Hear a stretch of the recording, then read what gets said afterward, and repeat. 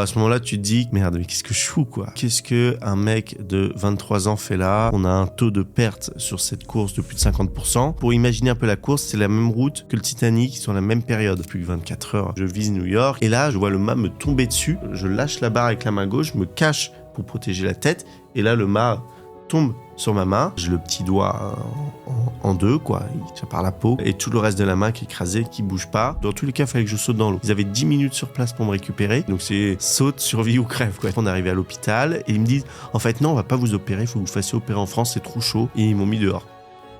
Et du coup, j'étais pieds nus, en tenue d'hôpital, après 11 jours de merde, sans avoir mangé depuis 24 heures, dans la rue, avec un bras dans le plâtre. Et là, je me suis dit, waouh.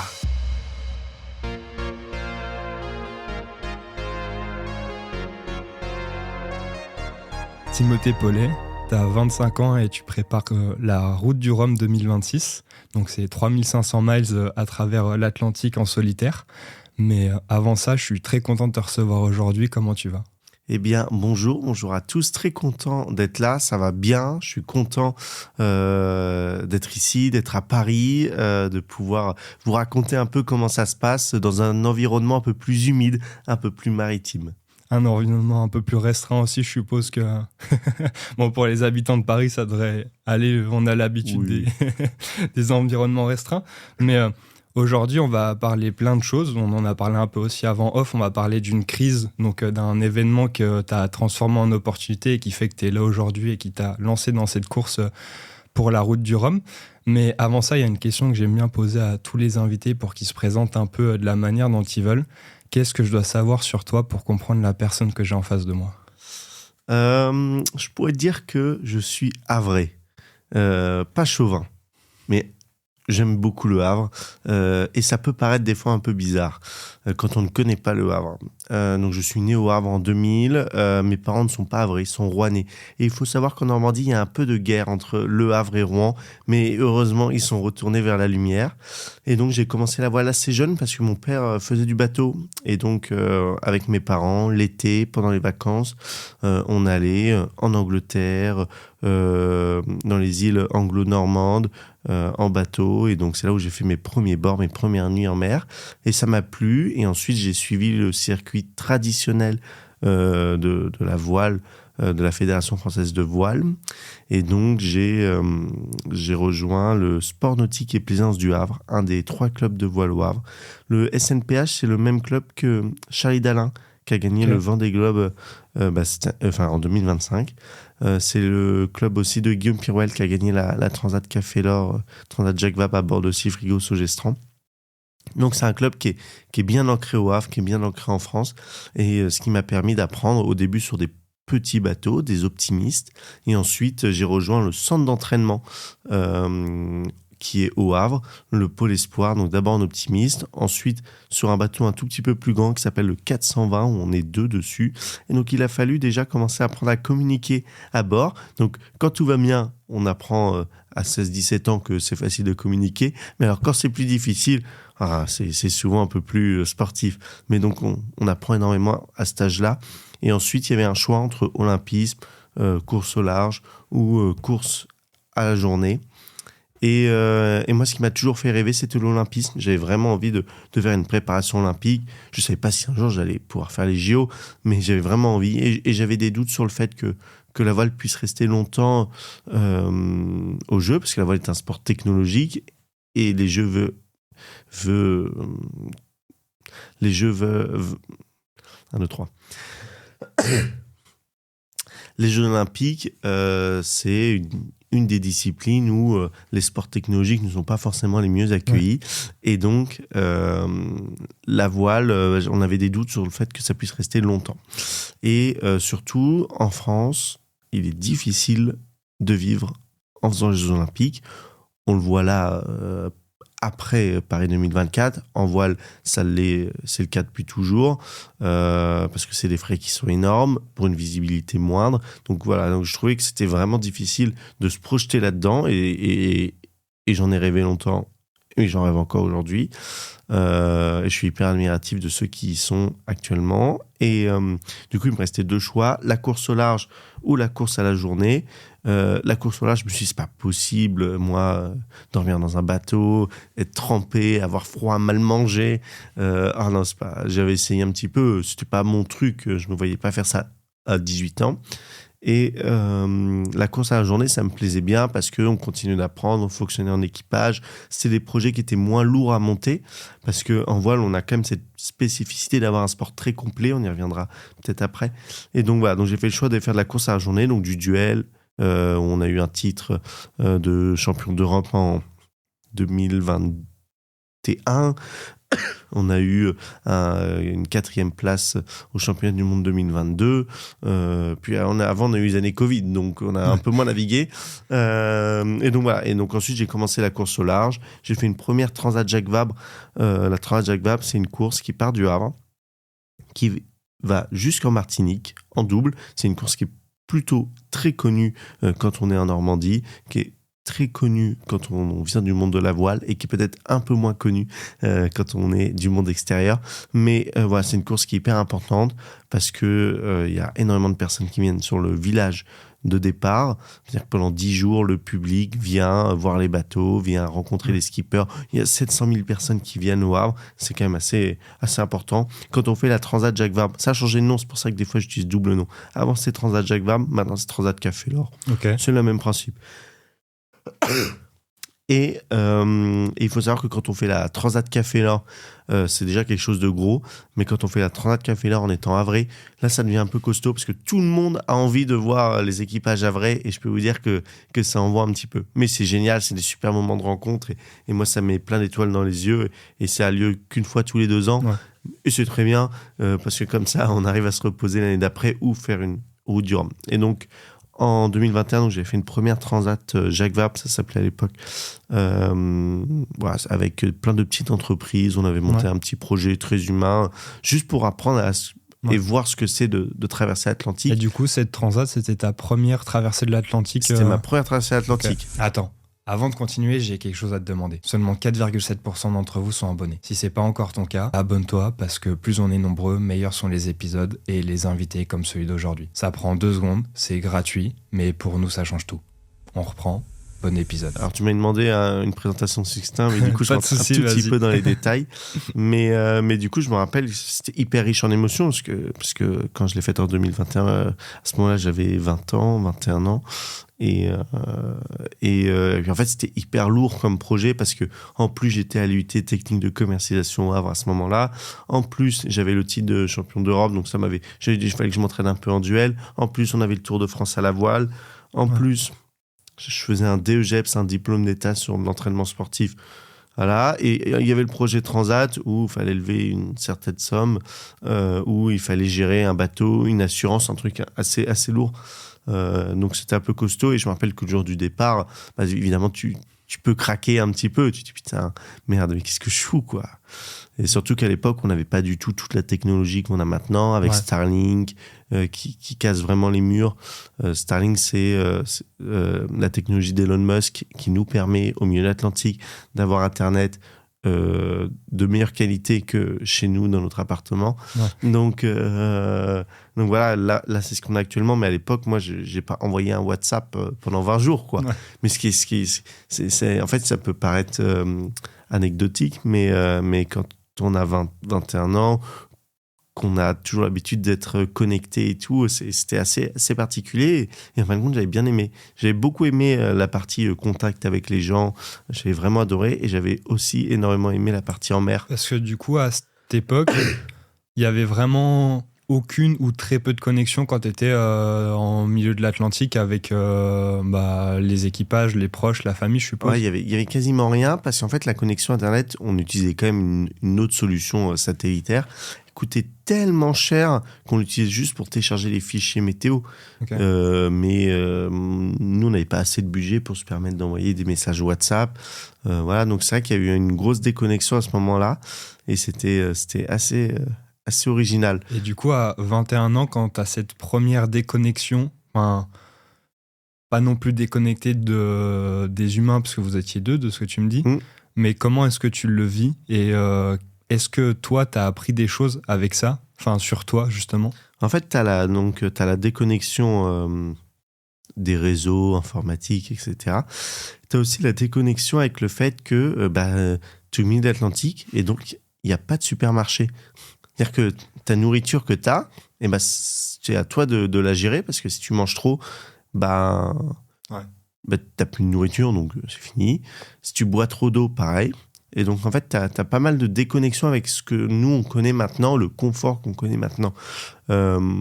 Si on dort trop dans le bateau, par exemple, à un moment, il avance moins vite, donc on perd du temps, donc ça coûte plus de nourriture, plus d'eau, du coup, plus d'énergie à bord aussi. Et il faut le faire marcher, l'ordinateur, le truc, le machin. Donc, on a du gasoil pour recharger avec le moteur toute l'informatique à bord. Donc, en fait, il y a énormément de gestion de plein de trucs et du coup, ce qui te déconnecte de la réalité, de ce que nous, on connaît, quoi. Et donc, après, on relativise vachement, quoi. Donc, c'est vachement, vachement intéressant. Cette transat, ça m'a fait du bien. Ça a permis de prendre de la maturité, cette première transat, et de comprendre qu'en fait, le confort qu'on a, alors notamment en France, parce que c'est peut-être pas le cas dans tous les pays, mais ce confort-là, en fait, il est pas garanti dans tout ce qu'on fait, quoi. Il y a énormément d'activités. Là, on parle d'une activité un peu spéciale qui est la course au large, mais dans l'armée, ils sont confrontés exactement aux mêmes difficultés quand ils sont en OPEX. L'alpinisme, c'est la même chose. Dans l'espace, c'est exactement la même chose. Donc, il y a encore beaucoup de domaines où on a cette déconnexion qui est totale. Et c'est marrant parce que du coup, moi, avant de lancer ce podcast, j'avais fait une expédition sportive, alors rien à voir avec l'eau et l'humidité, parce que j'avais traversé les déserts espagnols à vélo, justement, mais je m'étais fait une remarque en partant, c'est que forcément, quand on sort de sa zone de confort, c'est un peu compliqué. On arrive à s'y habituer, mais on s'habitue beaucoup plus vite au fait de reprendre du confort quand on revient. Est-ce que, justement, en fait, tu as cette dualité quand même de quand tu pars, même si maintenant tu as Internet et tu as plus de confort qu'avant, c'est quand même une sortie de zone de confort. Est-ce que c'est toujours aussi difficile pour toi de partir d'un point de vue confort, quitter son lit, sa maison, les plats bien chauds, ou est-ce qu'avec le temps, tu arrives à t'habituer et on va dire c'est devenu pas confortable, mais normal pour toi d'y aller? Maintenant, c'est plus du tout le même sujet. 2021, c'était ma première transat, donc j'apprenais à tout ça, quoi. Je découvrais, en fait. On s'était pas du tout entraîné, quasiment pas beaucoup avant. On pouvait pas tout faire. Mais par contre, là, depuis 2023, on a monté un projet avec Zeiss, du coup, comme partenaire principal. Un projet sportif sur 4 années avec en finalité cette année 2026, la route du Rhum. Et donc là, j'ai fait déjà 3 transats Jacques Vabre, plus une 4e dont on reviendra, Lorient-New York, où malheureusement, il y a eu un accident. Et donc là, maintenant, c'est vraiment différent. Il y a plus d'habitude, il y a de l'entraînement. Le bateau, on a mis à l'eau un nouveau bateau. Enfin, ça a vachement travaillé à bord. Je dis qu'on a Starlink à bord, ça change quand même beaucoup la donne sur la connexion avec les autres. Mais justement, là, ça peut tomber dans un piège où tu deviens trop connecté et du coup, tu sais plus où mettre tes limites. Donc le pilote automatique marche mieux dans le bateau. Tout s'est amélioré, donc c'est vraiment sympa. Et comme on maîtrise mieux parce qu'on s'est entraîné plus, eh bien c'est plus agréable en fin de compte de s'entraîner, de prendre des départs de course parce qu'on est plus performant, parce que on va chercher tout cet aspect-là qui moi me plaît. Moi la voile, j'en fais que en compétition.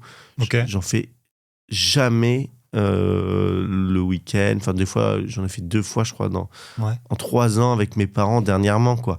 C'est intéressant, mais ça. J'ai besoin d'un bateau qui va vite, où je suis impressionné par le bateau, où il y a un défi derrière. J'en fais pas du tout dans la vie de tous les jours, mais j'en fais tellement à côté que je navigue une semaine entière sur 2, quoi. Donc c'est déjà pas mal. Parce que du coup, j'allais dire, c'est intéressant que tu navigues pas à côté.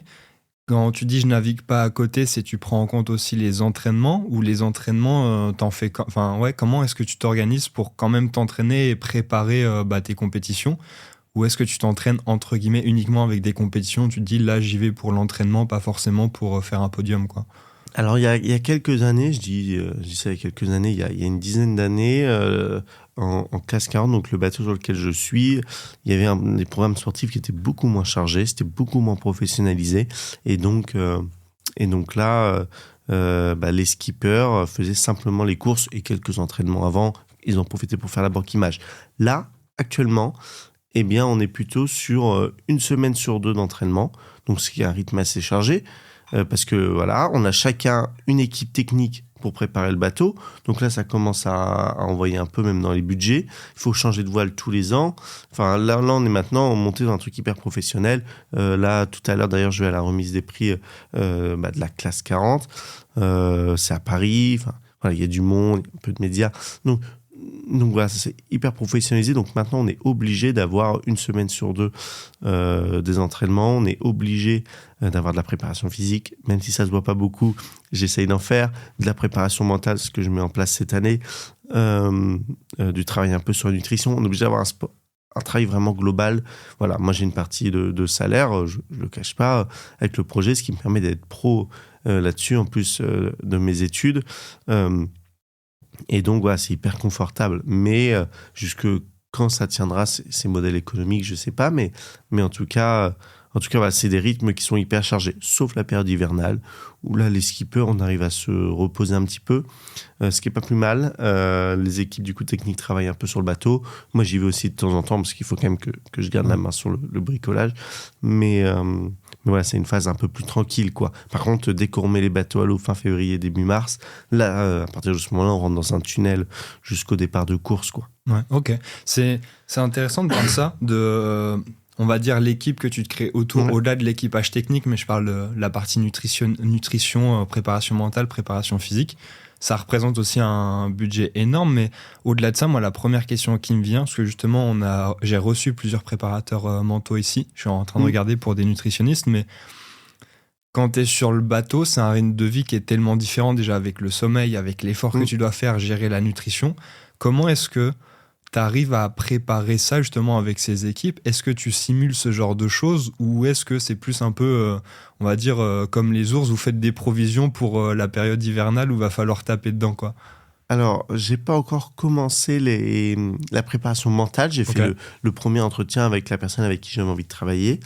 Et donc, on va commencer la semaine prochaine. Et donc, je sais pas encore exactement comment ça se passe. Moi, au début, la préparation mentale, pour moi, il fallait juste être fort soi-même. Voilà. Par contre, en course au large, j'ai remarqué qu'on arrive dans tels états de fatigue. On dépasse tellement ses limites, tellement souvent, en si peu de temps, parce qu'on ne dort pas, parce que les efforts physiques sur le bateau sont durs, parce qu'on est toujours sollicité sur le bateau, on a des alarmes, le bruit, l'humidité, le froid. Tout ça fait que on est constamment en alerte. Et on arrive vite à des états de fatigue qui peuvent te faire prendre des décisions qui ne sont pas bonnes. Voilà. Ou de facilité, quoi. On dit, bon, là, faut que je ralentisse un peu. Là, voilà. Là, non, là, faut que j'essaie de redormir 1 heure. Non, ça fonctionne pas comme ça, la vie. On est en compétition, il faut y aller, quoi. Voilà. Plus, s'il y a de la casse matérielle, ce qui arrive très souvent, hein, tout le monde a de la casse matérielle où il faut réparer.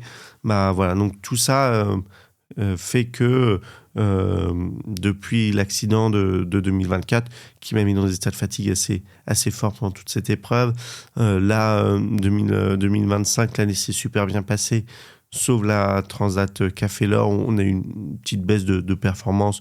Du coup, c'était un peu dur mentalement. Et là, je me suis dit qu'il fallait mettre en place un préparateur mental. Il y a eu, voilà, j'ai vu des alertes, des trucs, des machins. Donc, il faut que j'essaye. Donc, je mets ça en place cette année et j'ai hâte de voir. Je peux que faire des progrès sur le sujet. Et du coup, c'est hyper intéressant de voir ça comme ça. Et tu as commencé d'amorcer le sujet donc, de l'accident. Justement, pour en parler, mais juste avant, je voudrais faire un petit passage pour ceux qui nous écoutent, justement, parce que depuis tout à l'heure, on parle des différents bateaux du classe 40. Ta première transatlantique en solitaire, du coup, c'était en classe 40, c'est ça? Pour moi et pour ceux qui nous écoutent, est-ce que c'est possible d'expliquer en quelques lignes qu'est-ce que c'est un classe 40, un peu pour qu'on s'imagine et qu'on arrive à visualiser l'envergure du bateau et les efforts que ça peut demander pour quelqu'un de le manœuvrer ou de traverser l'Atlantique avec. Carrément. Et ben le Classe 40, c'est un bateau du coup avec une seule coque. Donc on appelle ça un monocoque qui fait 12 mètres 15 de long, 4 mètres 50 de large, 3 mètres sous l'eau, ce qu'on appelle la quille. Ok. Et le mât, l'énorme poteau noir qui est sur le bateau où on met les voiles, il fait 17 mètres. Donc c'est un bateau assez puissant parce que avec les nouvelles formes qu'ont les bateaux font que maintenant ils atteignent des vitesses qui sont assez élevées, 25 nœuds, c'est quasiment 45 km/h, ce qui fait que sur l'eau ça envoie un petit peu quand même. C'est-à-dire que nous il y a des fois où le bateau il va tellement vite qu'on peut plus bouger dans le bateau, on s'accroche et on est obligé d'attendre. Ce qui est assez bizarre les premières fois, puis après on s'y habitue, mais ça nous arrive souvent qu'on puisse plus rien faire tellement ça tape quoi. Et donc, voilà, c'est ça le Classe 40. On a le choix sur 7 voiles, dont des voiles qui sont obligatoires. La plus grande voile fait plus de 200 mètres carrés, ce qui est bien plus grand que mon appartement. La plus petite fait une vingtaine de mètres carrés pour les grosses tempêtes. Et voilà, et ensuite on a plein de voiles différentes selon l'intensité du vent, la force du vent, selon la direction du vent, plus ou moins plate la voile. Donc voilà, et après on joue sur tout ça. Ok, hyper intéressant. Et du coup, pour enchaîner sur ce qu'on disait, comme je l'ai dit en introduction de l'épisode, aujourd'hui on va parler de la crise ou de l'événement qui fait que maintenant tu es dans cette course et cet objectif pour 2026. Donc merci de la précision. Cette première course, c'est ce que tu me disais, c'est ta première transatlantique en solitaire, donc qui s'est fait en Classe 40, c'est ça ? Est-ce que tu peux nous refaire un peu le décor, nous dire c'était en quelle année ? Pourquoi si c'était ta première en solitaire et pas avoir continué en duo justement, et qu'est-ce qui s'est passé dans les grandes lignes avant qu'on rentre un peu dans le sujet ? Carrément. Du coup, 2023, on lance le projet avec Zeiss, on fait notre première Transat Jacques Vabre. Ça se passe bien, Zeiss sont contents, ça signe jusqu'à 2026. Banco la carabine, les étoiles s'alignent. 2024, je présente le projet. Il y avait 2 choix. Soit faire une Transat en double. On était 3 sur le bateau. Soit faire une Transat en solo, sachant que l'objectif du projet c'est la Route du Rhum 2026, donc la Route du Rhum de cette année, qui sera en solitaire. J'aurais dit, quitte à y aller franco sur un projet de 4 ans et avoir une vision, je vous propose plutôt de faire la Transat en solitaire, sachant qu'elle est beaucoup plus difficile.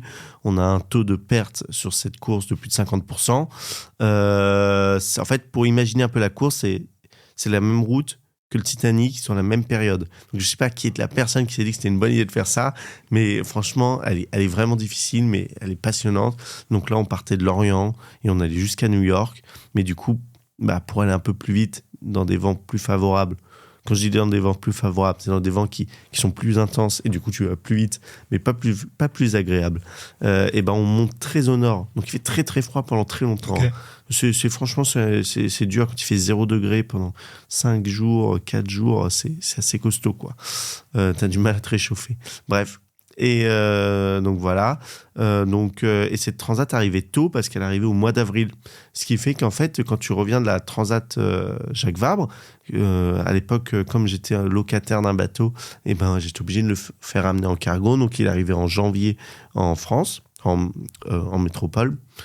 Et donc ensuite je l'ai ramené au Havre, le temps qu'on le prépare et tout, on l'a remis à l'eau mi-mars. Donc en fait j'ai eu 1 mois d'entraînement pour apprendre à faire du solo et traverser l'Atlantique.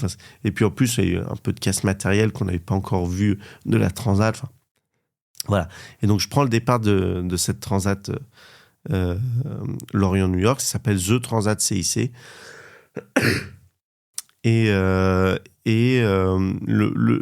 Le début se passe plutôt bien, un peu de problèmes d'électronique, mais globalement on arrive à les régler. Enfin, j'arrive à les régler, parce que là je suis tout seul. Et ensuite je commence à avoir des problèmes qui sont un peu plus importants, qui sont des problèmes d'énergie. Je sais pas si je suis allé trop vite dans la présentation. Non, je t'écoute, c'est passionnant. Et donc déjà, le pilote automatique, pour rappeler, c'est celui qui dirige le bateau mieux qu'un être humain. C'est-à-dire que tu lui donnes un cap, une direction par rapport au vent, il suit avec des capteurs, etc. C'est vital quand on est en solitaire. Donc déjà, j'avais des problèmes avec ça au début, donc déjà, j'ai pas beaucoup dormi les 48 premières heures. Et donc, voilà, j'ai fini par changer de pilote parce qu'on a quasiment tout en double sur le bateau, au cas où. Donc, j'ai changé de tout redébrancher, tout rebrancher. J'ai fait une formation d'électronique, là, c'était passionnant. Tout seul la nuit avec une frontale, la tête en bas. Il faut imaginer que dans le classe 40, on n'a pas de confort. Tout est abrupt, quoi. Et tu te dis quoi quand t'es tout seul la nuit en train de faire de l'électronique, la tête à l'envers Bon, bah, à ce moment-là, tu te dis, qu'est-ce qu'un mec de 23 ans fait là? Pourquoi je suis pas avec mes potes à l'école?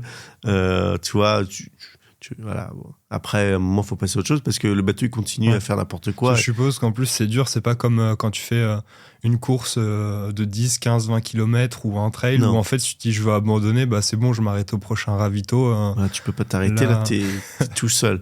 Et puis surtout, c'est que les 48 premières heures, il te reste encore au moins 10 jours sans t'arrêter. Donc, c'est que le début, quoi. Donc voilà. Après, je commence à avoir des problèmes de moteur. Et en fait, on a plusieurs sources pour recharger l'énergie à bord. Parce que ce qui consomme l'énergie à bord, c'est le pilote automatique, l'ordinateur de bord, les différents écrans où on a plusieurs données, le GPS, c'est important quand même. Et donc, je commence à avoir des problèmes d'énergie. Donc, pardon, je disais qu'on a les 3 sources d'énergie. On a le moteur qui est bloqué, on ne peut pas avancer ou reculer avec le moteur. On a un plomb. Par contre, on peut, en débrayant, recharger les batteries, quoi. Okay. Donc ça, c'est bien. On a une pile à combustible qui fonctionne au méthanol et on a des panneaux solaires. Les panneaux solaires, bah, il y a eu 0 moment où il y a eu du soleil. La pile à combustible est tombée en panne la première nuit. Trop froid. Elle s'est mise en mode safe. Donc, il restait que le moteur. Et le moteur, je sais pas pourquoi, j'ai dû me prendre un truc dans le tuyau de refroidissement. Et donc là, l'enfer, j'ai démonté, remonté pendant 4 jours le moteur. C'était un enfer à gérer, donc dans les états de fatigue. Parce que si j'avais plus de moteur, j'avais plus de bateau, quoi. Ouais. Parce que du coup, t'avais déjà des bases avant pour réparer ce genre de panne. Est-ce que t'avais déjà travaillé dessus ou est-ce que t'apprends 80% en même temps sur le terrain à ce moment-là? Bah, moi, je suis pas le plus grand bricoleur du monde, parce que j'aime pas trop ça. Mais du coup, j'avais quand même essayé d'apprendre un petit peu avant. Mais là, j'ai le droit à une assistance à ce moment-là. Donc, je suis en visio avec le mécanicien de l'équipe. Pour lui, il est 3h du mat. Moi, j'en ai rien à carrer parce que là, j'ai plus d'énergie à bord. Et puis, il me dit, tu démontes la vis. Donc, je démonte la vis. Puis, j'en démonte une. Et puis, pendant 3 heures, tu fais ça. Et puis, le bateau, il continue à avancer. Il tape. Toi, t'es dans un petit espace où t'as juste la tête qui passe. T'es plein d'huile au-dessus des batteries électriques où tu te prends des coups de jus. Tu vois... Oh là là, quand même, c'est dur. Et donc, voilà. Et donc, en fait, j'avais un problème d'arrivée d'eau dans le moteur qui faisait que le moteur était en train de se serrer. Donc, c'est une question de timing avant qu'il lâche. Ouais. Donc, j'ai pris la pompe d'urgence du bateau.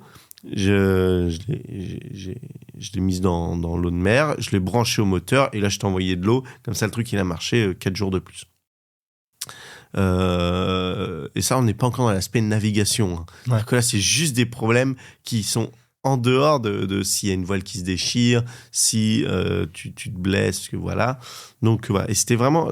Et après, j'ai eu vraiment du vent. C'était vraiment une course assez costaud. Je crois que on avait réussi à garder quelques passages de la course sur YouTube. Okay. Il doit y en avoir. C'était costaud. C'est même la première fois où ça m'est arrivé de mettre un casque.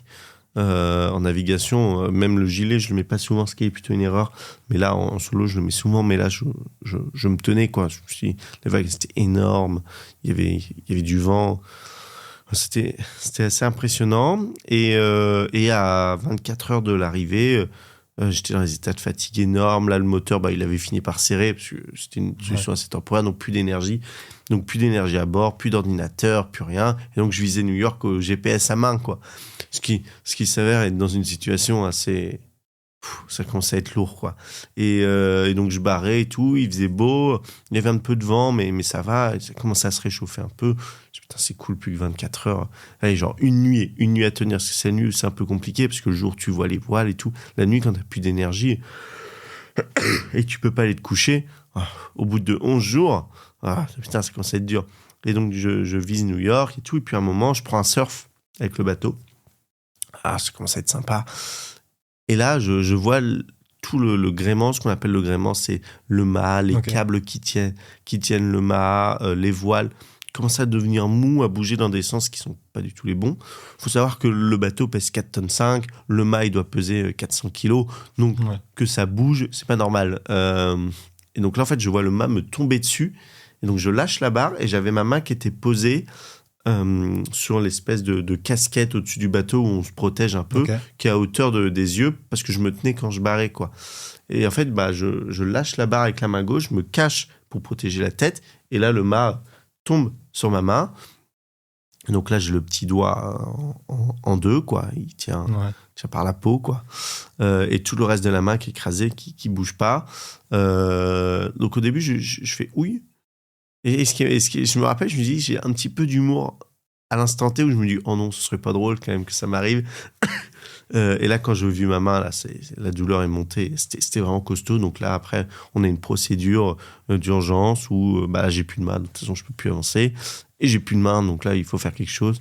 Parce que du coup, le premier réflexe, c'est d'essayer de remettre le doigt. Ça marche pas du tout comme ça. Ça marche pas comme ça. Donc là, tu déclenches les secours, tu déclenches les différentes balises, l'organisation de courses et alertées. Donc elle évalue d'abord les dégâts. Donc elle comprend vite à ma voix que là, j'ai vraiment mal. Donc ils envoient un hélicoptère qui arrive au bout de 5 heures, ce qui est une procédure assez normale. J'étais à un peu moins d'une dizaine d'heures de New York en bateau, donc ça fait 2 heures en avion, quoi, en hélicoptère.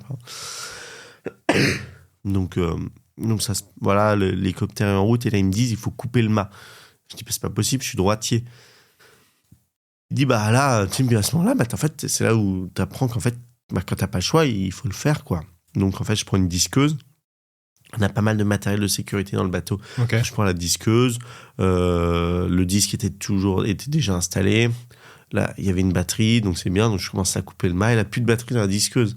Je dis putain, et du coup, je recherche et je trouve pas la deuxième batterie. Je suis sûr qu'on en avait une deuxième, on l'a jamais retrouvée. Et donc là, je me retrouve à enlever comme ça la batterie, la secouer, la remettre, couper, l'enlever, la remettre. Et j'ai fait ça pendant, je pense, 1 heure pour pouvoir finir de couper ce fucking mât. Et ce moment-là, tu te sens un peu, c'est un peu long, tu vois. Donc là, voilà, puis après le mât, fallait réussir à le pousser parce que quand un bateau, il avance, il est stable. Quand un bateau, il y a plus de voile, plus de mât, du coup, il est vachement assujetti aux vagues. Et donc, le mât, qui pèse 400 kilos, il est en train de tout balayer sur le bateau. Donc, pour éviter les dégâts d'après et que ça coûte plus cher, mais aussi pour faire en sorte qu'il ne perce pas un trou dans le bateau et que je coule, il faut vite le mettre dans l'eau. Donc ce moment-là était assez prenant. Je suis vraiment dégoûté de ne pas avoir eu l'intelligence de filmer. C'est un vrai regret de ne pas avoir sorti des vidéos, même pour montrer à l'assurance après comment ça s'était passé et tout. Voilà, mais j'ai une GoPro, mais sur le moment, peut-être si un jour ça m'arrivera forcément une deuxième fois. Mais bon. Et sur le moment, tu penses à quoi quand t'es...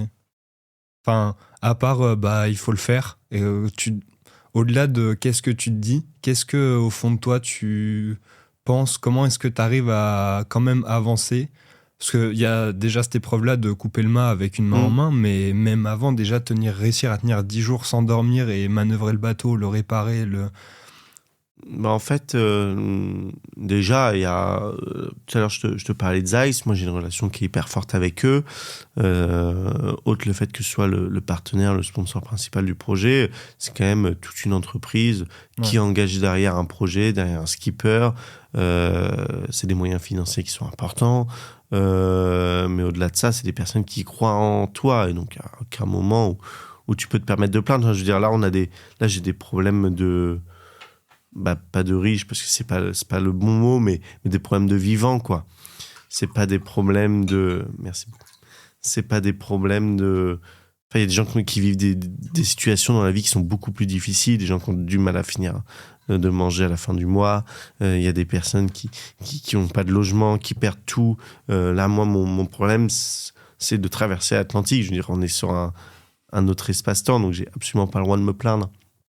Et puis sur le moment, comme on dit un peu que le mât peut transpercer le bateau et que tu peux couler, je t'avoue que tu es vachement concentré sur l'action. Et d'ailleurs, on t'apprend ça dans les formations de survie, qu'il faut être concentré sur le moment donné. Je suis hyper dégoûté de ne pas avoir fini la course. Ça m'a vraiment trotté pendant longtemps parce que j'avais envie de terminer ma première transat en solo, parce qu'elle était dure, parce que j'en avais bien subi avant. Voilà, et que j'avais envie de la finir et que c'est une déception de ne pas l'avoir terminée. Je n'avais jamais pas terminé de course. Maintenant, ça arrive à tout le monde. Ça arrive à tout le monde. Je pense que je manquais de préparation. C'est sûr. Voilà, maintenant, c'était comment réussir à rebondir après ça. C'était toujours dans l'optique d'être meilleur, quoi. Et donc, sur le moment, c'était juste un peu en mode survie, quoi, qui était activé. C'était comment sauver le bateau. Parce qu'après, là, on imagine que sur le moment, c'est dur, mais après, la gestion des assurances, c'était un dossier, je le raconterai, c'était un truc, mais lunaire. Ok. et justement, comment est-ce que tu rebondis après ça? Enfin, avant ça même, comment est-ce qu'aujourd'hui c'est encore une douleur ou... Enfin, une douleur. Quelque chose que tu regrettes, le fait de ne pas avoir réussi à finir? Ou est-ce que tu as réussi à passer au-dessus? Et si oui, comment? Avant d'arriver à ce qui se passait après, je vais finir ma petite expérience de coupage de mât. Donc, je finis par couper le mât. L'hélicoptère me dit qu'il arrive dans 3 heures. Et là, ils me disent qu'il faut déclencher le radeau de survie. Voilà, le radeau de survie, c'est dans une boîte à l'extérieur du bateau où il faut se mettre dans l'eau pour aller couper la façon dont il est tenu et le déclencher. Ce qui permet, c'est un truc orange fluo qui est très visible. Après, on a des fumigènes pour que l'hélicoptère se voit. Voilà. Sauf que moi, je leur dis, si je vais dans l'eau, je peux pas remonter. Je peux pas, j'ai pas la force en une main de monter de 2 mètres. Ouais. Voilà, donc si je vais dans l'eau, c'est fini pour moi. Donc il y a déjà une discussion là-dessus. Ce qui a posé un vrai sujet de qu'est-ce qu'on fait en fait quand on n'a plus de main. Enfin, voilà. Et ensuite, il faut mettre la combinaison de survie. Et la combinaison de survie, c'est une combinaison hyper épaisse qui te permet de survivre si tu tombes dans l'eau, tu vois. Voilà, plusieurs heures. Et pour mettre la main, c'est une espèce de moufle, quoi. Et donc, en fait, ça passait pas avec le doigt. Et donc, il y a un moment où il fallait y aller. Quand tu fais 1, 2, 3, et là, je peux dire que la douleur fait mal. Mais tu es obligé de la mettre, là. Et donc, l'hélicoptère finit par arriver. Les mecs me disent, en gros, quand le mec il descend au rappel, s'il voulait pas me chercher sur le bateau, il voulait me chercher à l'extérieur. Donc, dans tous les cas, il fallait que je saute dans l'eau. Ils avaient 10 minutes sur place pour me récupérer. S'ils me récupéraient pas, il fallait qu'ils repartent s'il n'y avait plus de gasoil. Et là, je peux te dire que ça rigole pas. Donc, les mecs, ils seraient cassés sans aucune pitié. Donc, je leur dis, je fais quoi? Je m'accroche au bateau quand même. Ils me disent non, surtout pas. Je dis oui, donc c'est saute, survie ou crève, quoi, tu vois. Donc, voilà. Et donc, le mec commence à descendre au rappel. Et là, tu débranches le cerveau. Le mec, il te dit go, là, tu sautes, tu essayes de nager jusqu'à lui. Et tu pries pour nager vite parce qu'il n'est pas totalement à côté en plus, tu vois. Il est un peu loin. Et puis, il y a de la vague. Et puis, quand tu es sur le bateau, tu es visible. Quand tu es dans l'eau, en vrai, l'hélicoptère, il voit quasiment rien, quoi. Donc, voilà. Puis après, le mec t'attrape, il te monte dans l'hélicoptère, il t'enlève la combinaison de survie, il regarde si tu fais pas un coma, et là, il te donne pas de médicaments dans l'hélicoptère, par exemple. Okay. J'avais toujours la main en vrac. Et là, il m'écrit un chiffre sur un bout de papier, tu vois. Il m'écrit, je sais plus, 19,50 et je me dis, il m'écrit un prix, tu vois. On est aux États-Unis. Il va falloir que je sorte ma carte, il va me redéposer, mais j'avais pris, c'était pas du tramadol que j'avais pris sur le bateau, on a une trousse médicale, et il suffit que j'avais pris un truc assez costaud quand même pour tenir un peu, et je me dis putain la loose, et en fait non, j'ai appris plus tard que c'était l'heure. Si t'as fait un garrot, quelque chose pour la blessure ou pas du tout? Ça avait pas transpercé la peau, okay. L'os, donc ça allait, et il a ouvert la combinaison au couteau. C'est pas grave, de toute façon on l'aurait pas récupéré, j'aurais pas gardé pendant 24 heures dans un hôpital, et il a fait hop là, il a mis une serviette. Voilà, et après on est arrivé à l'hôpital, et donc je suis arrivé, donc ils m'ont fait plusieurs scanners, et en fait du coup au début ils voulaient remettre le doigt, donc ils étaient 3 autour de moi. Je pense que j'avais la stagiaire qui me tenait la main gauche, et j'en avais un qui me tenait là, et l'autre qui tirait sur le doigt pour le remettre. Ils sont pris à 3 fois. Ça faisait mal. Oh putain, ça faisait mal. Et puis l'autre, je voulais pas la lâcher, donc je pense que en plus, après 10 jours de mer où tu utilises beaucoup tes mains, bah, t'as un peu de force. Et je me suis dit, je vais pas être tout seul dans cette aventure. Donc, je voulais lui écraser la main. Après, ils m'ont donné une barre. J'arrivais à avoir un peu d'humour encore à ce moment-là. Et après, ils me disent, bon, bah, il était 1h du mat ou 2h du mat. J'avais plus de batterie. J'avais pris mes téléphones en partant. J'avais pris des photos de mon filleul. Je me suis dit, tiens, si j'y passe, moi, j'ai des photos de lui, tu vois, et de mon meilleur ami qui m'avait mis dans le bateau avant de partir. J'avais pris mon porte-monnaie. Enfin, tout ça, faut y penser quand même. Une fois que t'es parti, t'es parti. Mais j'avais pas pris le chargeur de téléphone. Puis comme j'avais plus de batterie dans le bateau, j'avais pas pu les charger. Donc voilà, et je pouvais pas appeler parce que mes parents, mon équipe m'attendaient à New York pour l'arrivée. L'organisation avait pas trop de retour où est-ce que j'étais. Donc il y avait un petit moment de flottement, quoi. Mais moi, j'étais shooté, donc je pouvais rien faire. Et là, ils me disent, vers 1h du mat, bah, écoutez, on va vous opérer. Il faut que vous appeliez un proche. Vous avez passé la nuit ici. Je dis, OK. Voilà, sauf que moi j'avais un Samsung. Ils n'ont pas de chargeur de Samsung aux États-Unis, ils ont tous des Apple. Donc j'avais pris l'iPhone de bord, sauf que l'iPhone de bord, j'avais pas de forfait américain. Enfin, bref, donc j'ai fini par réussir à trouver un truc pour prévenir que j'étais à l'hôpital.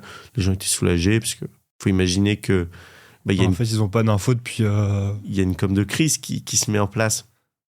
Il y a faut prévenir les partenaires que avant que les médias soient au courant que le mec il est blessé et que potentiellement, ils vont réussir à le récupérer, mais c'est pas sûr.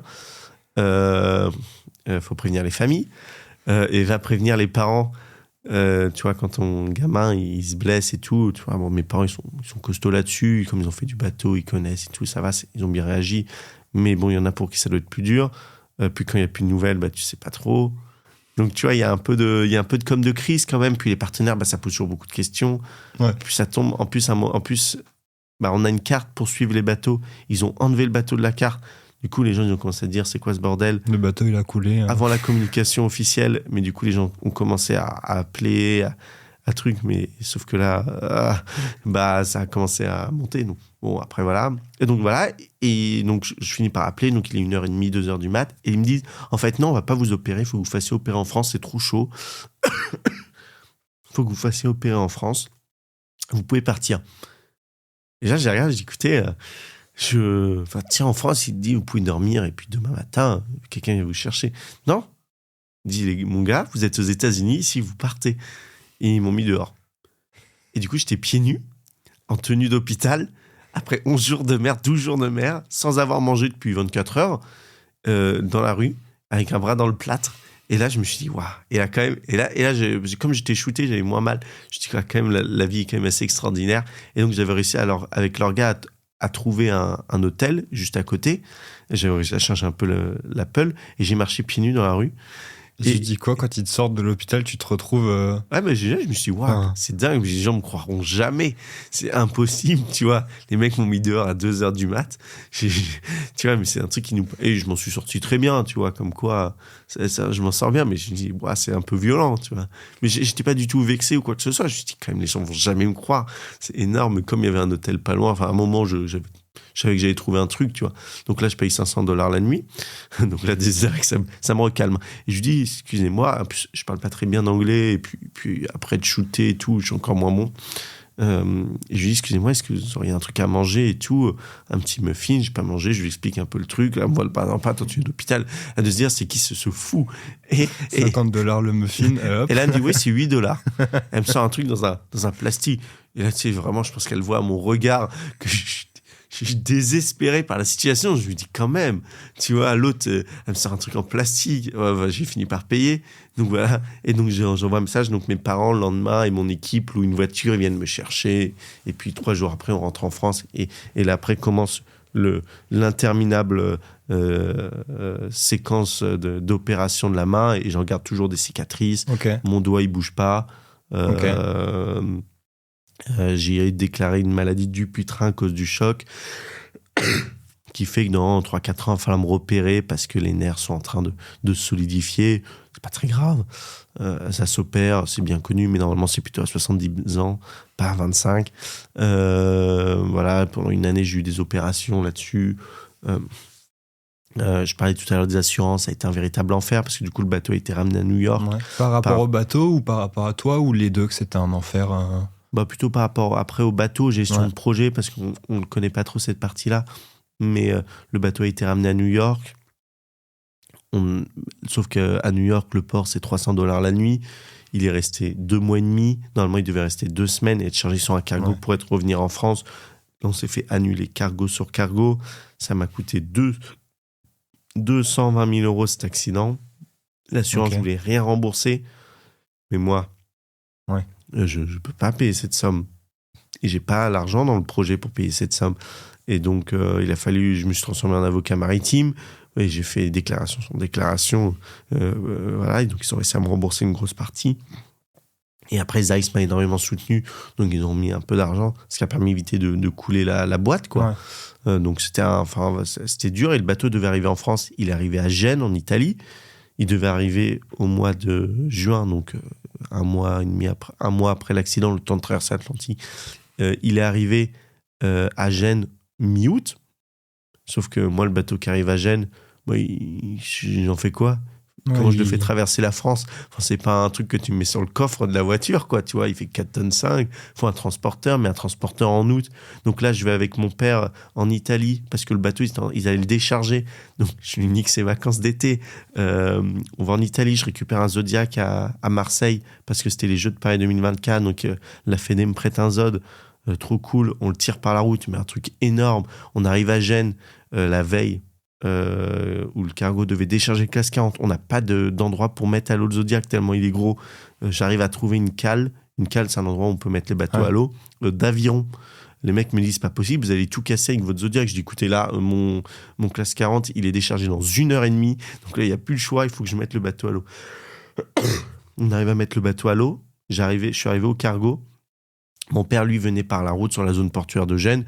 Faut savoir que le port de Gênes, c'est hyper sécurisé, donc il n'a pas pu arriver jusqu'au classe 40. Donc, je me suis retrouvé tout seul sous le classe 40, qui est un truc un peu costaud à diriger quand même. Tout seul, c'est vraiment compliqué. Puis c'est la première fois que je le voyais depuis l'accident. Au mois d'août, il faisait 40 degrés, l'enfer. Voilà. Du coup, comme mon père pouvait pas arriver et que j'avais dû trouver un transporteur routier les transporteurs routiers ne peuvent pas aller en Italie. J'ai appris plein de trucs. Hein. Et du coup, il allait à Antibes. Mais du coup, il fallait que j'amène le bateau de Gênes à Antibes. Donc, j'ai tiré le classe 40 en Zodiac la nuit. Sans feu, sans moyen de sécu, jusqu'à Antibes. Pendant 10 heures, j'avais fait des bidons et des bidons. Mon père, lui, est venu par la route et après, lui, il est rentré. Moi, j'ai chargé le bateau 3 jours après. Ça a été une belle aventure. Puis après, on a fait des réparations. Mais il y a eu des moments qui étaient vachement mieux. Et donc, c'était aussi comment rebondir et comment pas perdre le partenaire dans un moment où ils peuvent se dire « Oh non, mais là, c'est trop chaud. Le mec, il a perdu un doigt. Il l'aura perdu toute sa vie. Le bateau, ça nous a coûté cher. Il a failli pas le retrouver. » Et comment t'as fait ou comment tu fais justement dans ce moment-là pour pas perdre le partenaire, peut-être le rassurer Déjà, malheureusement, en voile, on est très assujetti aux accidents. Et nous, un accident peut vite prendre de l'ampleur parce que c'est dans des conditions qui sont assez costauds. Donc, ça fait partie du jeu et ça a forcément un impact sur les partenaires. Donc, moi, j'étais très transparent quand Zeiss a déjà rejoint l'entreprise. Et elle a déjà rejoint, le projet. C'est aussi... beaucoup d'entreprises auraient pu s'arrêter après là. Même si le contrat était signé jusqu'à 2026, ils auraient pu dire « Non, mais là, on va quand même mettre fin au contrat. » Ils ont des services juridiques qui font que... Ils auraient pu l'arrêter. Mais l'entreprise, Zeiss, ils sont pas comme ça. Ils m'ont soutenu et franchement, je souhaite à tous les skippers qui commencent la course au large d'avoir autant de soutien de leurs partenaires. Donc voilà, et puis après, c'est aussi se projeter. J'avais de la chance de lancer la construction d'un nouveau classe 40 sur l'année 2024. Et du coup, c'est aussi se projeter dans ce nouveau bateau. Ça faisait tourner une page. Je les ai vachement impliqués dans la construction. On a fait des visites de chantier, on l'a mis à l'eau. C'est aussi pour eux le moment de tourner la page, quoi. Ouais. Du coup, c'est ça, en fait, le fait de se projeter dans un projet suivant, ce bateau. L'idée, c'était... ce bateau-là, c'est pas une idée qui est venue suite à l'accident. Non, c'était déjà avant. Ok. En fait, ça faisait partie du programme. J'estimais que les 2 premières années, il fallait louer un bateau et les 2 autres, il fallait... avoir son bateau, construire, c'est beaucoup plus facile parce que certains propriétaires ne sont pas faciles. Et donc, il fallait construire ce nouveau bateau. Moi, je l'ai construit sur du Made in France. à la Trinité-sur-Mer, les voiles sont faites à La Rochelle, l'électronique à Lorient, voilà, il y a toutes les parties composantes du bateau. Et t'apprends quoi de cette expérience pour construire le bateau suivant, à part faire un mât plus solide? C'est du coup, est-ce que, t'en as pas parlé, mais est-ce que quand le mât s'est cassé, maintenant avec le recul et peut-être avec les analyses que vous avez faites, tu sais ou tu connais la raison de pourquoi est-ce que ce mât s'est cassé à ce moment-là? On imagine plusieurs possibilités. Okay. On n'a aucune certitude. Donc, comme on n'a aucune certitude et qu'il y a une assurance un peu en jeu, je peux pas donner d'avis personnel, mais il y a plusieurs possibilités. Il y a le fait qu'il peut y avoir une fragilité dans le mât qui n'a pas été détectée sur des tests. Il y a le fait que quand une de mes voiles, un des câbles a lâché, après ça a mal travaillé le mât. Donc voilà. Mais là, c'est un défaut de fabrication du mât. Ça peut être des manœuvres en amont des années précédentes qui ont fait que ça a fragilisé le mât. Donc, voilà, ça peut être beaucoup de choses en fait. Donc, on n'a pas trouvé la raison exacte. Par contre, on a des possibilités quand même, des erreurs humaines, des erreurs de construction. Donc voilà. Mais j'aurais bien aimé savoir plus directement ce que ça peut être. Mais... Ok.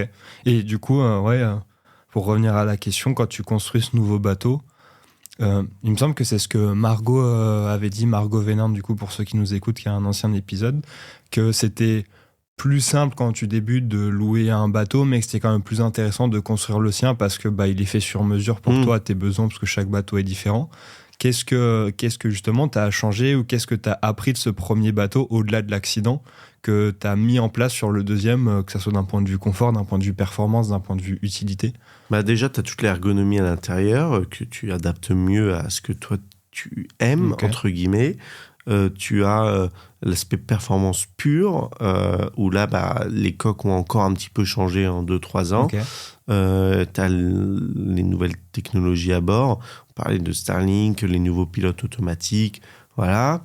Tu peux retravailler sur la forme de ton mât. Tu peux vraiment tout remettre à zéro et tout retravailler. Donc, c'était passionnant. Moi, j'ai pas une formation d'ingénieur. Donc, ça m'a demandé un peu d'énergie d'apprendre, de comprendre pourquoi on faisait ça comme ça, etc. Après, ce que disait Margot est totalement vrai. Avoir son bateau, c'est bien, mais il y a une question de rentabilité aussi derrière. Moi, le bateau, je ne peux pas l'amortir en 2 ans. Je prends quand même un risque assez énorme de construire un bateau juste avec 2 ans de projet. Donc, il y a ça aussi à penser, quoi. Là où peut-être en Mini 650, où c'est des bateaux qui coûtent un peu moins cher, on peut l'amortir en 2 ans. Nous, le Classe 40, ça vaut 1 million. Et c'est les premiers prix. Voilà. Et quand le petit gars de 24 ans va voir la banquière en disant « J'aimerais bien faire un prêt d'1 million », et qu'elle me dit « Continue à faire ton prêt à la banque pour l'école de commerce, on en reparlera après, quand tu auras fini tes études. » Le prêt étudiant, ça rentre pas. Et donc, voilà, il y a aussi cette partie de gestion de banque que je ne connaissais pas, puis tous les dossiers d'assurance. Tout. Le bateau, c'est pas moi qui l'ai acheté, on a une SASU, parce qu'on est en forme d'écurie. Le président, c'est Cédric Château, qui est skipper de Seafrigo Sogestran, qui est propriétaire du bateau. Moi, en fin de compte, je lui loue, ce qui m'évite d'avoir du risque. Et par contre, j'ai quand même conçu mon bateau, même si c'est potentiellement moins rentable pour moi sur l'avenir. Mais j'ai 25 ans et j'ai du temps pour tout ça. Ok. Parce que du coup, dans la société, vous êtes plusieurs skippers ou comment ça se passe d'un point de vue organisation? Parce que là, tu dis qu'il y a un autre skipper qui est aussi à la tête de la société. Moi, je pensais que c'était un peu comme... tu vois, j'ai reçu Steven Le Yarrick, là, il y a pas longtemps, derrière ce micro, qui, je sais pas si tu connais, qui est un aventurier, lui, à vélo, donc ça coûte moins cher qu'un monocoque, mais ouais, tu vois, où il a sa société de prod, plus ou moins pour faire ses docus et ses expéditions, mais entre guillemets, la société ne prend en compte que sa personne d'un point de vue expédition, on va dire. Vous, comment est-ce que ça se joue par rapport à ça? En fait, c'est un peu bateau, mais tout seul on va loin et à plusieurs on va encore plus loin. Mais c'est complètement vrai en bateau, surtout pour faire des économies d'échelle et pour partager davantage les sujets de performance. Et du coup... on est 3 bateaux dans l'écurie de course au large, Water Technology Factory. Ça faisait WTF, what the fuck. Ça permettait d'être sérieux sans se prendre au sérieux. Et donc, on a le bateau Seafrigo Sogestran, le bateau 100% féminin Airvance et le bateau Zeiss. Et ce qui permet de mettre en commun nos préparateurs, de mettre en commun l'aspect comptabilité, de mettre en commun toute la performance, de mettre en commun le programme d'entraînement. Et ça, c'est un gain d'énergie et ça montre un dynamisme énorme. Là, maintenant, on a même un hangar de 700 mètres carrés qu'on loue à la communauté urbaine du Havre. Et donc ça, c'est génial. On a des super outils pour travailler, pour se développer, pour montrer aux partenaires que, OK, vous êtes sponsor, mais à côté de ça, nous, on se force à faire des économies. On a déjà une équipe. Vous avez juste à venir, quoi. Enfin... Ouais, vous avez juste à venir. Il n'y a plus besoin de créer comme avant, quoi. Parce que du coup, ces 3 bateaux, c'est 3 classes 40, c'est ça? C'est 3 équipages en Exactement. solitaire ou... Les années en solo, c'est en solo. Les années en double, du coup, on est à plusieurs. Et effectivement, il y a un référent et tout. Et ça va au moins les 3 projets jusqu'à 2026. Certainement, j'espère au moins la Transat 2027. Après, il y a un petit creux. Mais voilà, et puis on se connaît bien, on s'entraîne bien ensemble. Seafrigo Sogestran a gagné la Transat Café de l'Or. Okay. Nous, on était, avant le départ de la Transat, on était 2e au classement annuel. Là, on finit 5e du classement de l'année. Tu vois, donc comme quoi ça marche bien. Seafrigo Sogestran gagne. 1 et 5, c'est quand même costaud. Les filles, elles venaient de commencer. Donc voilà, là, elles sont en phase de début de projet, quoi. Donc c'est cool et puis ça se développe bien et ça montre aux jeunes Normands, aux jeunes Havrais que on peut se professionnaliser en voile en restant en Normandie, ce qui n'était pas le cas avant. Tout le monde partait en Bretagne pour faire de la voile. Marco est parti en Bretagne et beaucoup d'autres. Et donc c'est très bien, c'est leur choix. Mais moi, j'ai un peu ce côté chauvin peut-être de temps en temps qui fait que... Parce que ça change quoi d'un point de vue voile ou skipper d'être au Havre ou en Bretagne? En Bretagne, c'est vrai qu'il y a tous les aspects techniques. On a des professionnels dans tous les domaines. Okay. On a des professionnels dans l'électronique, dans l'intelligence artificielle, dans les formes de voile, dans la mécanique, enfin dans tous les aspects possibles du bateau, la gestion de projet, la com. Au Havre, on n'a pas tout ça. Parce qu'on n'a pas assez de demandes pour instaurer toute cette économie, tout cet environnement. Et donc, ça prend du temps à mettre en place. Par contre, on a un savoir-faire assez fort en termes de navigation pure. Charlie Dalin vient du Havre. Et donc, il faut se faire confiance et développer tout ça. Et puis, j'avoue que je préfère vivre au Havre qu'à Lorient. Pourtant, les alentours sont très beaux, mais la ville de Lorient, j'aime un peu moins. On sent quand même encore un peu de rancœur pour ce qui entoure le Havre. Non, mais je dis ça, mais là, je vais passer tout mon mois d'avril à la Trinité-sur-Mer. Donc, on s'y habitue bien. Franchement, on s'ennuie pas. Ouais. Voilà, on s'ennuie pas et c'est très bien comme ça. Et on bouge. J'ai la chance de beaucoup voyager. Là, un peu plus en France parce que le programme en course au large est plutôt français. Avant, j'allais plutôt à l'international quand je faisais des championnats du monde et championnats d'Europe. Voilà, je ne sais pas de quoi sera fait 2027, mais en tout cas, il me reste une belle année et une arrivée en Guadeloupe.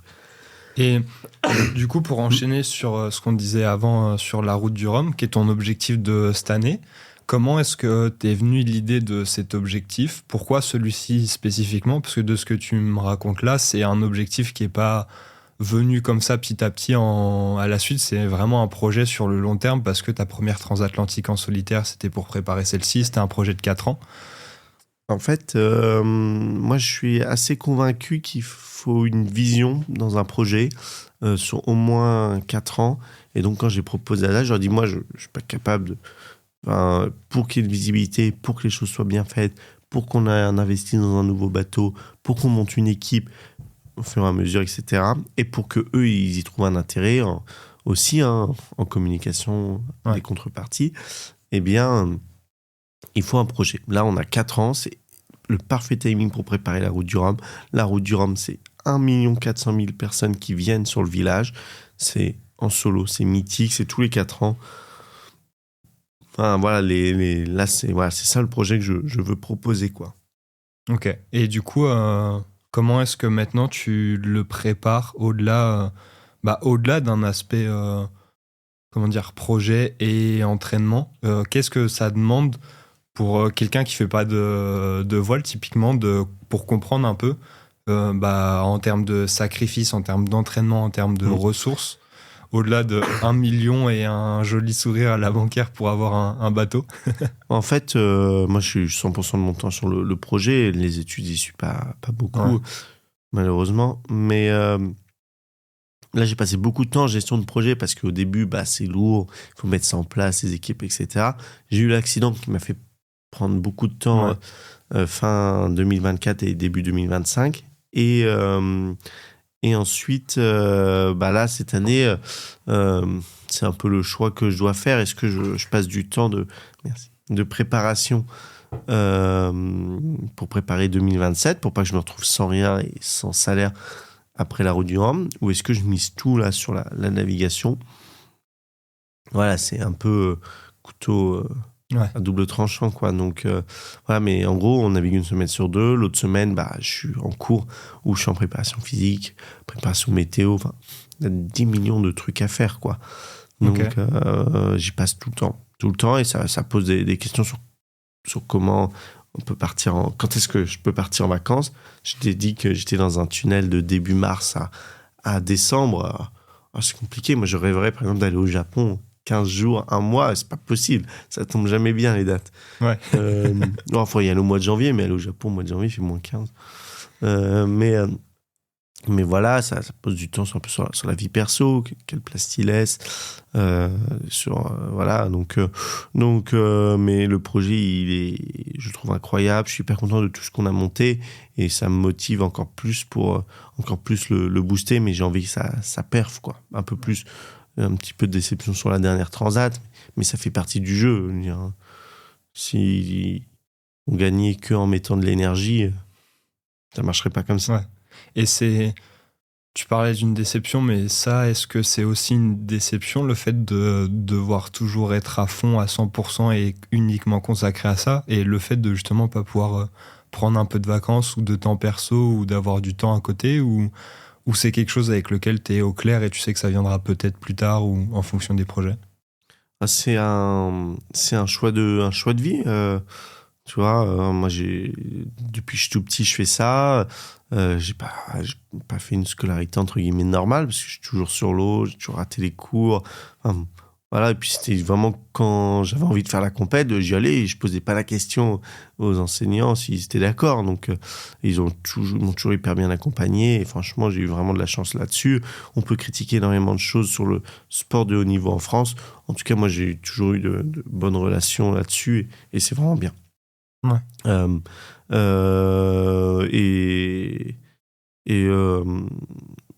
En fait, là, il me reste 1 an et demi d'études.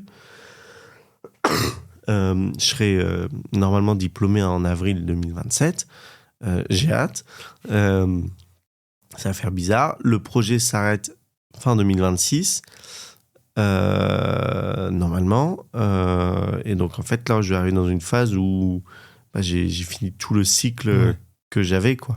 C'est l'inconnu, quoi. Ça va être l'inconnu, donc j'ai hâte de voir un peu comment ça va se passer. J'aimerais bien au moins faire la Transat Café L'Or 2027, prendre une petite revanche et aller jusqu'au bout des années. J'aimerais bien un jour faire un tour du monde, un Vendée Globe. Je sais pas si je suis encore prêt, c'est pour ça que j'aime bien avoir du temps.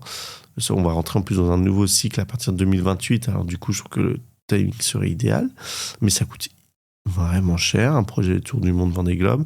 On est plutôt sur l'achat d'un bateau à 6-7 millions et un budget de fonctionnement à 3-4 millions, quoi. Ouais, c'est pas du tout les mêmes échelles, quoi, même si déjà... Non, et puis du coup, c'est un peu moins humain, quoi. Ouais. Tu vois, et donc, bon, il faut que je réfléchisse, mais il faut réussir à monter ce projet-là, et pour l'instant, je me sens pas capable de monter autant de sommes, quoi. Et j'aimerais bien essayer de voyager un petit peu quand même. Parce que du coup, dans cette performance-là, tu as parlé de l'humain. Est-ce que c'est quelque chose que tu recherches quand même dans tes traversées, dans tes compétitions? Parce que c'est un peu paradoxal aussi dans le sens de partir vraiment tout seul au milieu de l'océan pour quand même connecter avec des humains. Comment est-ce que toi, tu perçois ça et comment est-ce que ça t'aide peut-être à mieux connecter avant ou après? Ce qui est sûr, c'est que moi, j'aime beaucoup... déjà, je fais ce projet parce que c'est un projet de... J'ai envie que ce soit un projet de performance sportive. Performance sportive, mais aussi performance à terre. Et que j'aime beaucoup les gens. J'adore discuter avec les gens. Franchement, j'adore ça. Au Havre, j'essaie d'aller dans les fêtes de quartier pour aller rencontrer les gens. On prend un café, on organise plein de petits trucs. Enfin, c'est génial, les gens sont à fond. On a eu j'ai fait des super rencontres encore pendant la Transat, des gens qui sont venus me voir, des petites des associations qui m'ont fait des sortes de petites mouettes en laine. Donc, je trouve que c'est génial, des petits chocolats et tout. Malheureusement, les chocolats, je les ai pas mangés parce que j'ai vu les conditions de vent qu'on a eues. Je voulais pas les revomir. Mais il y a un lien il y a un lien fort qui s'est fait et donc ça j'adore, j'ai envie que ça continue parce qu'on partage énormément. Quand je vais dans des centres un peu en difficulté ou quoi que ce soit, dans des écoles, et que je dis aux jeunes, il y a des fois c'est dur, mais il faut le faire. Je leur montre un peu comment ça se passe en bateau et tout. Et c'est passionnant, parce qu'après ils disent, ah ouais, ok, je vois. C'est génial. Donc dès maintenant, il faut garder un peu cette rigueur, même quand c'est dur. Il y a des super échanges, sans trop rentrer dans les détails, mais voilà, j'adore ça. C'est ce qui me fait aussi le fait que j'ai envie de continuer ce projet, quoi. C'est le partage. C'est le partage, les relations que j'ai avec les gens. Le fait de pouvoir créer aussi un nouvel environnement au Havre, le fait de pouvoir rencontrer des nouvelles personnes, d'apprendre, de continuellement apprendre. La voile, c'est un sport qui est un sport d'expérience. On en fait pendant très longtemps, et on apprend continuellement parce que les bateaux évoluent, parce que la météo évolue un petit peu aussi, l'informatique évolue, donc voilà, tout ça fait que c'est continu. Enfin, voilà, c'est passionnant et c'est un sport qui est très complet. Voilà, j'ai dit un peu pendant toute l'interview, mais à terre comme sur l'eau, on fait énormément de choses. Voilà, je parle pas encore des faits que je fasse des plans de communication, que je me retrouve à devoir faire de la comptabilité de temps en temps, voilà, des fois il faut gérer la presse, des fois. Donc en fait, tu touches à tout et c'est passionnant. Donc, Et ça, c'est quelque chose qui t'intéresse ou justement qui tu trouves dérangeant, enfin pas dérangeant, mais embêtante quand même de devoir le faire, tu vois, ce que tu disais, la com, la compta, gérer la presse, les choses comme ça. Je pense que c'est vital au début, si on veut être polyvalent, comprendre tout ce que font les gens dans une équipe. De toute façon, moi, j'ai pas assez de ressources financières pour pouvoir avoir une personne par tâche, quoi. Et très peu de personnes sont dans ce cas-là, donc il faut être polyvalent.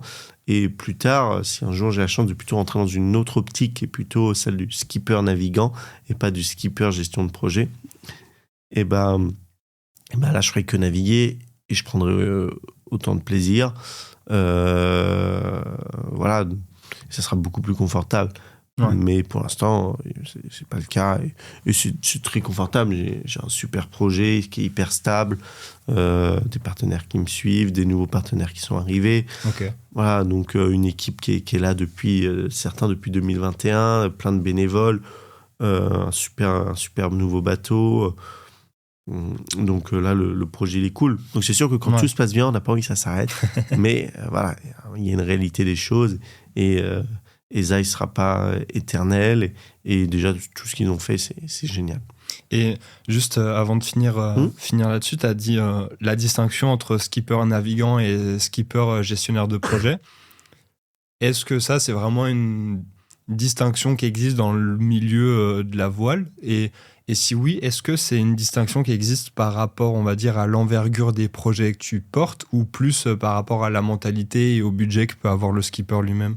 Je pense que ça dépend plutôt du budget et de l'envergure du projet. Sur des projets classe 40, qui sont des budgets de fonctionnement autour de 500 000 annuels, c'est plutôt des skippers qui gèrent les projets directement. Parce que, voilà, on ne peut pas avoir quelqu'un pour gérer les projets pour nous. Par contre, Par contre, sur des projets IMOCA, où là, c'est des projets qui sont beaucoup plus lourds, des tours du monde, où là, c'est vraiment costaud. Là, souvent, tu as quelqu'un qui gère le projet, mais c'est pas du tout le cas de tout le monde. Il y a quelques projets où le skipper est juste navigant. Et c'est sûr que c'est plus confortable d'être juste pilote du bus que gérer les réparations, les trucs et les machins. C'est sûr. Et souvent, c'est les projets les plus performants. Moi, c'est sûr que je préférerais être dans cette optique-là si un jour je fais un tour du monde pour être vraiment prêt. Parce que j'ai pas envie de je le prends pas à la légère, quoi. Un tour du monde, il y a des accidents. Voilà. Donc, on peut pas mettre de l'énergie à 100% partout. Donc, du coup, il faut réussir à bien gérer ça. Après, il y en a malheureusement qui veulent quand même faire ce projet un peu en aventure et qui passent un temps fou à gérer leur projet. Et c'est impressionnant parce qu'ils ont une énergie, ils arrivent enfin, c'est dingue. Moi, je suis très impressionné de ces gens-là. Ça n'a rien à voir avec un projet classe 40. Là, ils gèrent des budgets de 3 millions tout seuls. Ils gèrent une équipe de 12-15 personnes, des crises en continu. C'est costaud, quoi. Ouais. Mentalement, au niveau de la charge, c'est pas la même, quoi. C'est pas la même. Et donc, voilà. Donc, bon, peut-être qu'à un moment, il faut aussi le faire. Donc, peut-être, comment dire, trop rigide là-dessus. Mais en tout cas, pour l'instant, si à un moment ça doit évoluer, je préférais que ça aille dans ce sens-là. Dans le sens du skipper navigant. Pour finir, j'ai 2 questions. Une que je pose de temps en temps, vu que là tu parlais de plaisir et de ce vers quoi tu voulais aller, même si ça pourrait être mieux peut-être de ce que tu dis, mais est-ce qu'aujourd'hui tu es heureux ? Je suis hyper content du projet, je suis hyper content de là où on en est, je suis hyper content du parcours que j'ai pu montrer, mais celui de toute l'équipe, aussi d'accompagner du monde, de les avoir du début à la fin, et des fois, et maintenant il y en a qui sont dans des projets encore plus gros, donc c'est génial. Je suis super content de plein de choses. Il y a des choses qu'on réussit moins et qui sont toujours un peu plus frustrantes. Partie de la vie, sinon on fait pas grand chose. Et ça me dérange pas trop de me tromper. Et donc voilà, je suis super content d'être là où j'en suis maintenant. Et tant que je garde cette envie, c'est pour ça que je le fais. Le jour où j'aurais plus envie, je sais pas ce que je ferais, mais je ferais autre chose. Très cool, c'est très cool et très beau à voir ce oui instinctif en plus. Dernière question, celle-ci je la pose à tous les invités. Margot aussi y a répondu. C'est pas une question très compliquée et je pense que sur le bateau vous devez avoir plus de temps, mais c'est si t'avais un livre à recommander, lequel ce serait ? Un livre ? Ouais. Si t'as besoin de plusieurs, tu peux, mais au moins un. Moi, j'ai beaucoup aimé le dernier livre de Charlie Dalin, qui explique un peu comment il a vécu l'arrivée de son cancer et qu'il a réussi à le cacher, l'impact et tout sur les navigations pures. Je trouve un peu court le livre, mais qui détaille plus, mais c'est déjà pas mal. Est-ce que t'as le titre pour ceux qui nous écoutent? Sinon, je le Charlie Dalin, faut le retrouver, mais il en a écrit qu'un, donc. Ok. Et par contre, sinon, moi, j'ai une autre passion un peu dans la vie, une passion un peu particulière, qui est celle du débat public. Et donc, il y a un super livre de Daum Poli, un Italien, sur les matchs du Kremlin, et qui est un livre qui est sorti il y a quelques années, et qui explique comment la Russie, il y a quelques années, donc il y a au moins 7-8 ans, va envahir l'Ukraine, comment les États-Unis vont vouloir récupérer les terres rares, le pétrole, s'imposer, comment la Chine va vouloir récupérer Taïwan, et c'est exactement ce qui se passe maintenant. Et c'est un livre qui est passionnant. Il en a écrit plein, Daum Poli, je parle de celui-là parce que c'est un des plus connus, mais voilà, il s'explique la géopolitique, la façon dont ces dictateurs... Les États-Unis, c'est pas un dictateur, mais bon, voilà. Comment les dictateurs sont mis en place, leur façon de penser, leur façon pas de contrôler de contrôler la population, ces dynasties qui se mettent en place. On parle aussi des pays en Arabie Saoudite, de l'Arabie Saoudite. Mais voilà, c'est passionnant. Et puis il fait des références à ce qui se passe maintenant. Enfin, entre 2010 et 2015, que le livre a été écrit à ce moment-là, et ce qui se passait en 1700, en 1400, 1300, et qu'en fait c'est un éternel recommencement, et il parle aussi de l'accélération des crises qui font que ça rentre dans des nouvelles phases de tension. Enfin, c'est vraiment passionnant le livre, et je le conseille. Mais du coup, c'est rien à voir avec le sport, avec l'aventure. C'est plus avec la géopolitique. On sait jamais. Et on en a déjà beaucoup des crises internationales actuellement. Pas obligé de lire ce livre, mais bon, c'est vraiment intéressant. Parce que c'était pas prévu, mais la géopolitique, comme ça, quand tu es à voile, c'est des sujets que tu dois regarder ou que tu suis, parce que tu traverses forcément des eaux territoriales ou des eaux... Alors nous, on a des zones qui sont interdites, notamment des zones de piraterie le long de l'Afrique de l'Ouest. Maintenant, s'il y a le moindre risque, on ne peut pas partir. Les conflits font que... ils sont plutôt terrestres. On a peu de conflits maritimes. En fin de compte, maintenant, à part les pirateries, le reste, ça va, quoi. Ou alors, les zones, on passe très loin. Les tours du monde qu'ils font, ils passent au niveau de la banquise. Quitte à faire la guerre, mieux ou pas qu'ils le fassent sur la banquise, ils auront froid. Donc, je dis ça en rigolant, mais il n'y a pas de conflit. Enfin, il y a très peu de conflits maritimes, quoi. Ok. Donc, on n'est pas trop assujetti. Par contre, ça va potentiellement arriver. Voilà, mais bon, pour l'instant, ça a l'air d'aller. C'est pas ce qu'on regarde, quoi. Ouais, j'ai l'impression que ça va. Par contre, ce qui est sûr, c'est que ces conflits internationaux bloquent pas mal de choses dans nos entreprises en France et que du coup, ça impacte aussi sur ce sponsoring. Que la situation nationale avec le blocage à l'Assemblée nationale fait que ça fragilise aussi nos entreprises. Et donc, évidemment, là, on a une perte de partenaires dans la course au large qui est assez conséquent. Ok. Je ne sais pas si c'est une crise encore pour l'instant, mais là, il n'y avait que 17 IMOCA sur la Transat Café, alors que normalement, il y en a 40. Ouais. C'est une perte énorme de projets qui n'arrivent pas à se relancer. Les entreprises veulent tout simplement pas veulent se protéger. Donc, je ne sais pas comment peut continuer la course au large, s'il faut s'y inquiéter ou pas. Je ne suis pas très inquiet quand même. Bon, il y a quand même plein de bateaux en construction, plein de trucs. Mais en tout cas, il faut avoir en tête que chaque chose qui se passe sur le national et international a un fort impact sur le sport en général. Ouais. Mais notamment sur la course au large parce que c'est des budgets un peu plus élevés et que en plus on est assujetti au risque et qu'on n'a pas une communication de Ligue 1. Ouais. Donc, ce qui est compréhensible. Voilà, donc c'est sûr qu'on a de l'impact là-dessus, mais bon, enfin globalement ça a l'air d'aller quand même. Parfait. Restons positifs. Parfait pour le mot de la fin, restons positifs. Timothée, merci beaucoup. Merci à tous.